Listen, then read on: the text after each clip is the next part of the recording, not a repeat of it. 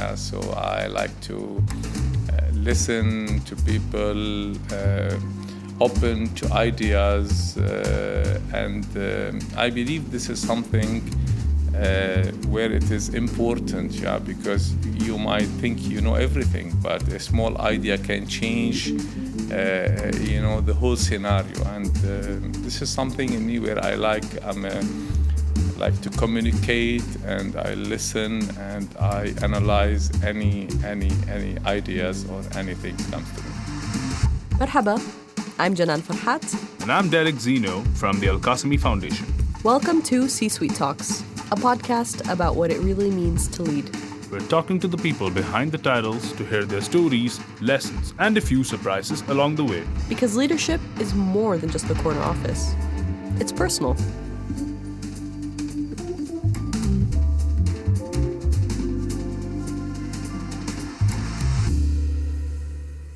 Our guest for today is Abdallah Massaad, the CEO of RAK Ceramics, one of the world's largest ceramics manufacturers.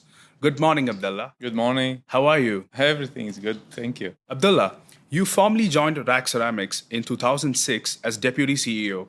Since 2012, as the Group CEO, you have helped transform RAK Ceramics into one of the largest ceramics brands in the world, with operations in over 150 countries, spanning 12,000 staff and an annual turnover of approximately $1 billion. Every year, RAK Ceramics produces 118 million square meters of tiles, 5.7 million pieces of sanitary ware, 36 million pieces of porcelain tableware, and 2.6 million pieces of faucets at 23 state-of-the-art plants across the United Arab Emirates, India, Bangladesh, and Europe. Under your leadership, RAK Ceramics is not just a market leader, but a brand synonymous with creating icons and building marvels across the Middle East, Europe, and Asia. Abdallah, most people probably don't think about the tiles or ceramics until they're remodeling their kitchen.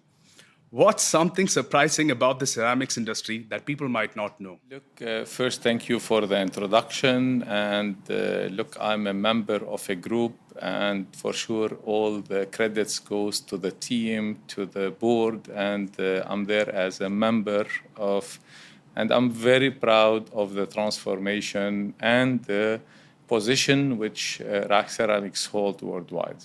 Now, going to ceramics and sanitary ware, which I always worked, means the only things I did in my life, it was trading, then manufacturing in tiles, sanitary ware, faucets, and tableware.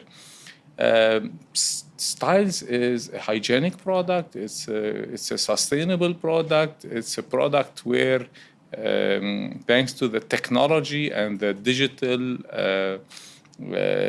transformation, and the digital machines in time of printing get transformed to be used everywhere.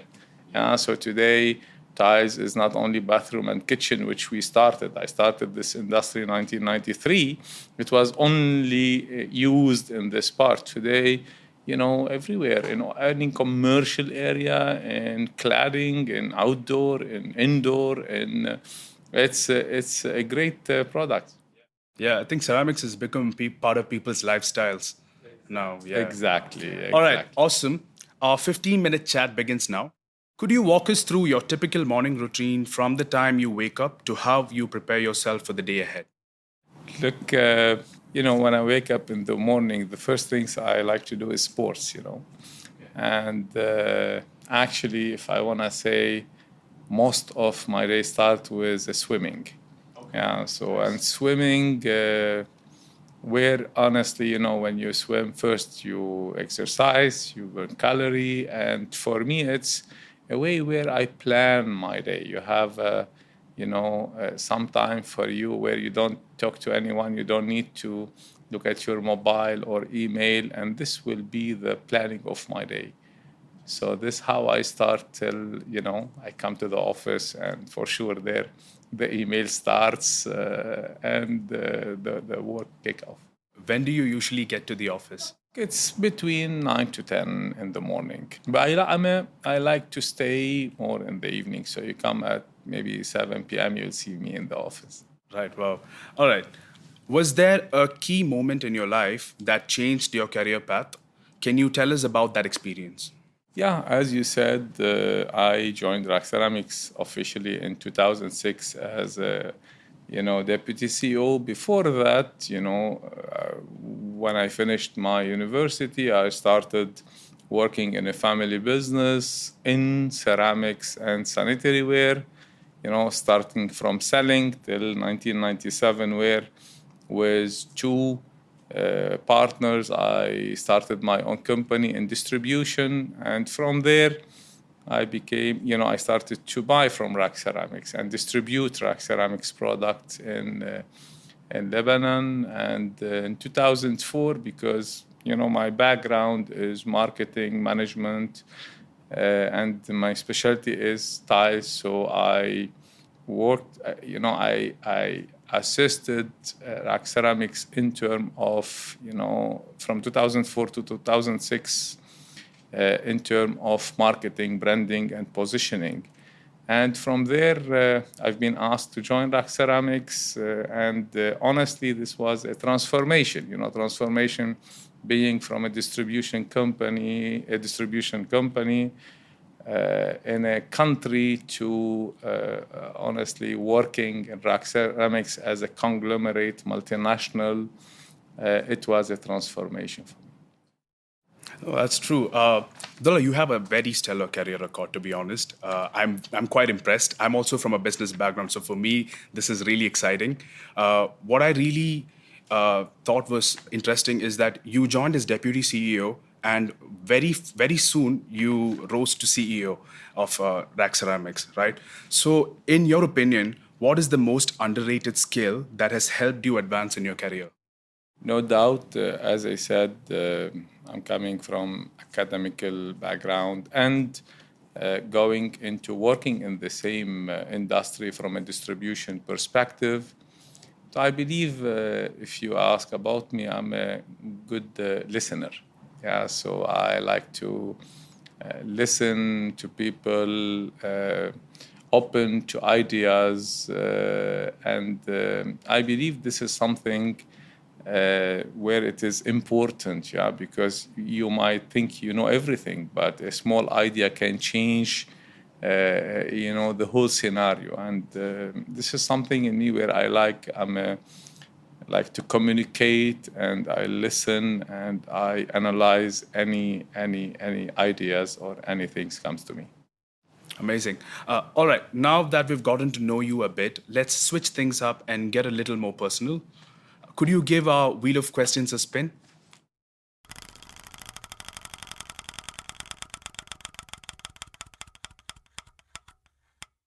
So, Abdullah, do you take breaks and what do you do for rest? Look, since I started here, 2006, as you said, we were working from the morning session and the evening session and break in the middle. And since that time, I really used to, what we call it, a nap, where with this, sometimes I feel that I have a new day, like I have 2 days in the morning, a full day, and in the evening, another day. So this where, it gives me energy during the day. Okay, very interesting. I think that's also my favorite way to rest after a busy working day. Can you give our Wheel of Questions a spin?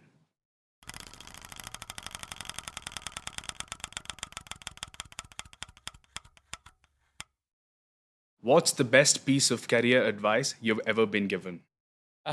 It's again, if I have to come back, when you work in a company, when you have to take decisions, not every decisions are correct, and the things which the piece of advice which I take, work in this company as it is your own company. And in this case, you know which decision you will take. And this is what I also give it to all my colleagues within the company. So when you take a company as your own company, you will take the decision which you feel it is the best. So this is where I believe it is the best. Yeah. That's true. I mean, you're Group CEO of RAK Ceramics, which means you have some of the biggest decisions to make that affects the organization across the globe. How do you handle it when you have to take tough decisions? It is part of the journey. It's on a, you know, as you said, it's for me. I analyze things. I share and discuss with my colleague, with the board, with the chairman. But it's all, trust me, it's where I feel it is the best decision which I will take if it was my own company. Right. Thank you. Can you spin the wheel again so we can ask you the next question?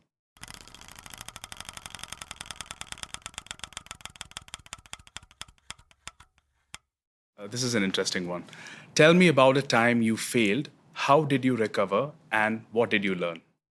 In life, it's again part of the journey. Yeah? So sometimes you have a great success, sometimes you have a failure, which it's something you have to accept. So what I learned in life that I take, honestly, I'll be always satisfied if I succeed or if I fail. Any failure is a lesson which you have to take and make sure that you don't repeat again the same thing. Thank you. One last question before we end this segment. Do you have a favorite book, podcast, or TV show? Can you tell us about that?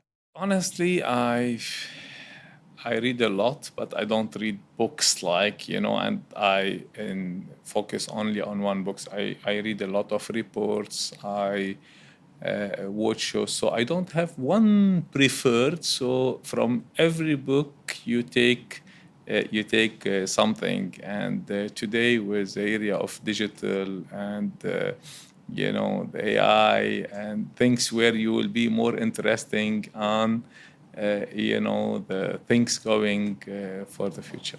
For our listeners, if you would recommend anything to read, since you read a lot, I was hoping that you could probably give us a suggestion.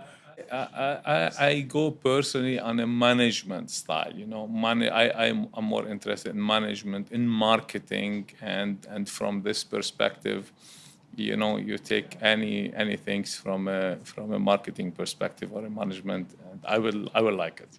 Nice. All right. Well, we're almost at the end of our time together. But before we wrap up, Abdallah, I want to bring it back to where we're sitting right now, here in Ras Al Khaimah in the UAE. As CEO of one of UAE's most iconic companies, what legacy do you hope to leave behind, not just for RAK Ceramics, but for the next generation of leaders here in the region? If I look at Ras Al Khaimah and the transformation, and with a clear vision of the leader, His Highness Sheikh Saud bin Saqr Al Qasimi, the ruler of Ras Al Khaimah and member of Supreme Council, you can see that really that the transformation and Ras Al Khaimah today is, you hear about Ras Al Khaimah everywhere. And from our side, as a RAK Ceramics, where also I'm very proud today, wherever we go worldwide, wherever people are using, I believe, RAK Ceramics is clearly seen, if not in tiles and sanitary ware or faucets, clearly in the tableware where it is used and the brand is shown. So a brand where it gets a multinational and known, very well positioned in terms of quality and innovation. For me personally, at one day we have to all we have to leave. I'm happy what I'm doing, and reputation is very important for me personally. I would like to have that RAK Ceramics continue to be on the highest in the pyramid, and for me and the management, our reputation, and to be remembered as the good people. Thank you for that, Abdullah. That's where we'll leave it for today. You've shown us that leadership isn't just about scale, it's about vision, resilience, and the ability to shape something lasting from the ground up. Thank you for sharing your journey as the leader of an organization which helped put Ras Al Khaimah on the map. We'll be watching closely as you continue to build with purpose and lead with impact. Thank you very much. Thank you so much for joining us on C-Suite Talks, Abdallah. Thank you. It's a pleasure. Thanks for joining us on C-Suite Talks, where we bring global and local insights from the heart of Ras Al Khaimah to the world. Be sure to follow, share, and tune in next time for another 15-minute conversation about what it really takes to lead.